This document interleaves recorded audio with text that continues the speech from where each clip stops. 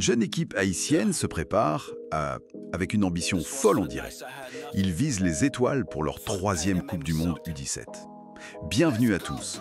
Aujourd'hui, on se penche de très près sur le programme de préparation de l'équipe nationale masculine U17 d'Haïti. Objectif ? La Coupe du Monde de la FIFA au Qatar en novembre 2025. Notre source principale, c'est un communiqué officiel de la Fédération haïtienne de football, la FHF. Il date du 15 juillet 2025. Et notre mission, si on peut dire, c'est de décrypter ce plan, qui s'annonce assez intensif, et de voir ce qu'il nous dit sur les ambitions d'Haïti pour cette grande compétition. Allez, on y va. Alors, ce programme, il est pensé comme une montée en puissance, très progressive, sur plusieurs mois et même sur plusieurs continents. Tout à fait. Et ce qui est intéressant, selon la FHF, c'est que ce n'est pas juste une préparation isolée pour ce mondial. Ça fait partie d'une stratégie plus large. L'idée, c'est vraiment de structurer le développement des jeunes talents en Haïti sur le long terme. C'est un investissement pour l'avenir autant qu'une préparation pour le Qatar. Ok, donc première phase. Elle a déjà commencé mi-juillet et ça dure jusqu'au 20 août. Tout se passe en Haïti. On a un groupe de 26 joueurs, d'abord à Port-au-Prince, puis ils bougent dans le Grand Sud et au Cap haïtien. Au menu, entraînement, cohésion d'équipe, quelques matchs locaux. Poser les bases, quoi. Bah oui, cette phase locale, c'est crucial au début. Ça permet de créer un esprit de groupe fort, de voir les joueurs dans leur environnement habituel, et puis ça permet de construire une identité collective avant d'aller se mesurer à l'international. C'est le socle. Après, on peut se demander si ce premier groupe capte bien tous les talents, y compris ceux de la diaspora, mais c'est une autre question. Intéressant. Bon, après Haïti, étape suivante, la Jamaïque, du 31 août au 14 septembre. Un stage régional. Là, l'objectif semble clair. Jouer contre d'autres équipes U17 des Caraïbes pour rôder les automatismes, se tester en compétition. Mais est-ce que c'est un vrai test avant l'Europe ? C'est une étape assez logique, je dirais. Se mesurer à des rivaux régionaux, c'est important. Ça donne des repères.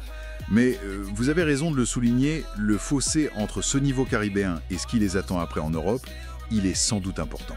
C'est un test, oui, mais surtout une transition. Et la grosse étape, c'est donc la phase 3. 6 semaines en Espagne. Du 15 septembre au 31 octobre. Ça, c'est du lourd. Une immersion totale dans un environnement pro, européen, avec des matchs internationaux prévus. L'idée, c'est de peaufiner la tactique, d'habituer les joueurs à l'intensité du haut niveau. Là, ça devient sérieux. Ah oui. Ce qui est fascinant ici, c'est vraiment la durée et le lieu. 6 semaines en Espagne pour des U17, c'est un investissement considérable. Ça montre une ambition très très forte de la FHF et du staff technique, dirigé par Eddy César. Après, on peut s'interroger, est-ce qu'une immersion aussi longue et centrée sur l'Europe prépare parfaitement à la diversité des styles de jeu du mondial ? Dans leur groupe, il y a l'Égypte, le Venezuela, des styles très différents de ce qu'ils verront peut-être en Espagne. Il n'y a pas un petit risque de trop se focaliser ? C'est une bonne remarque. Bon, une fois ce stage espagnol terminé, l'équipe file directement au Qatar le 31 octobre. Ils arriveront donc 4 jours avant leur premier match. Et ça commence fort dans le groupe E à l'NE. L'Égypte le 4 novembre, puis l'Angleterre le 7, et enfin le Venezuela le 10. Un groupe costaud. Alors, si on résume tout ça, qu'est-ce que ça nous dit ? On a un plan en 3 temps. Haïti pour construire, la Jamaïque pour monter en régime régional, et l'Espagne pour viser le COP niveau mondial. C'est une préparation qui semble très méthodique, très structurée pour une génération qui porte visiblement beaucoup d'espoir pour cette 3e participation au mondial U17. Exactement. Et si on prend un peu de recul, ça confirme une vraie volonté d'investir dans la formation et la préparation de haut niveau pour les jeunes. C'est un signe fort pour le football haïtien. Ça va au-delà de ce tournoi de 2025. C'est un investissement pour l'avenir. Maintenant, la question, c'est de savoir si ce modèle est durable, reproductible pour les futures sélections. Et ça nous amène peut-être à une dernière interrogation plus humaine. Comment ces très jeunes joueurs vont gérer mentalement une préparation aussi longue, loin de chez eux, avec la pression énorme d'une Coupe du Monde qui arrive juste après ? Le mental, ça pourrait bien être l'élément décisif au Qatar.